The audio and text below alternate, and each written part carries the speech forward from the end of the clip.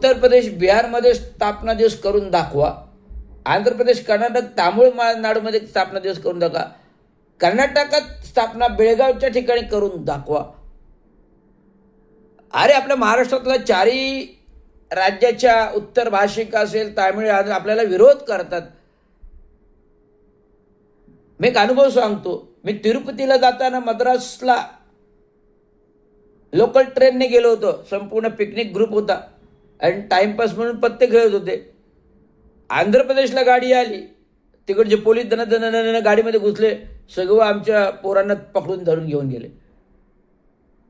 Railway police स्टेशनमध्ये बसून ठेवलं. मग तिथून आम्ही वसंतरावजी डावकरे उपसभापतींना थेट फोन लावला. माझे माझ्या मिसेसचे मिस्टर्स दिलीप गायकवाड वसंतराव डावकरेच्या जवळचे.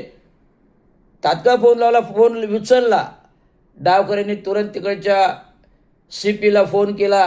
CPने लगेच रेल्वे स्टेशनला फोन केला किंवा तिकडच्या राज्याला फोन केला. तात्काळ फोन झाली. पोलिसांनी सगळ्यांना सोडलं. तोपर्यंत आमची गाडी सुटली नाही. नशीब आम्ही गाडीत बसलो, पुन्हा आम्ही तिरुपतीला निघून गेलो. जर महाराष्ट्राच्या लोकांशी अवस्था परराज्यात असेल तर आपण परराज्यातल्या लोकांना आपल्या महाराष्ट्रातल्या डोक्यावर का बसवतोय? ही माझी विचारणा आहे, माझी भावना आहे. आणि आपला मराठी माणूस त्यांच्या दावणीला का बांधला जातोय? आपल्या जमिनी गावच्या त्यांना का विकत देतोय परप्रांतीयांना? हे मला कळत नाही आहे. त्यामुळे जागृत व्हा. राजसाहेब ठाकरे नुसत्या घोषणा देत आहेत. राजसाहेब ठाकरे नुसत्या घोषणा देतात, प्रॅक्टिकल काही करत नाही.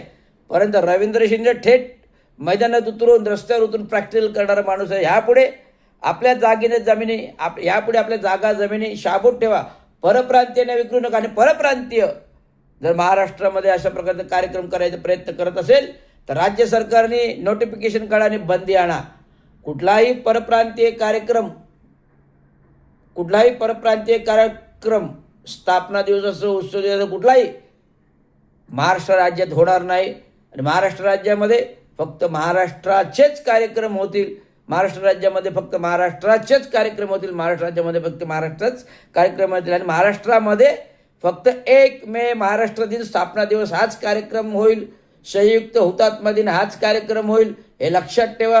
कुठल्याही परप्रांतीय राज्याचा स्थापना दिवस महाराष्ट्रात कुठे मनवला जाणार नाही असं परिपत्रक राज्य शासनाने जारी करावं ही माझी नम्र विनंती. एस रविराज, महाराष्ट्र म्युनिसिपल कर्मचारी युनियन अध्यक्ष, महाराष्ट्र ऑल इंडिया कामगार युनियन, एक सामाजिक कार्यकर्ता, एक स्वतंत्र मजूर कामगार पक्ष आणि शिवछत्रपती सेना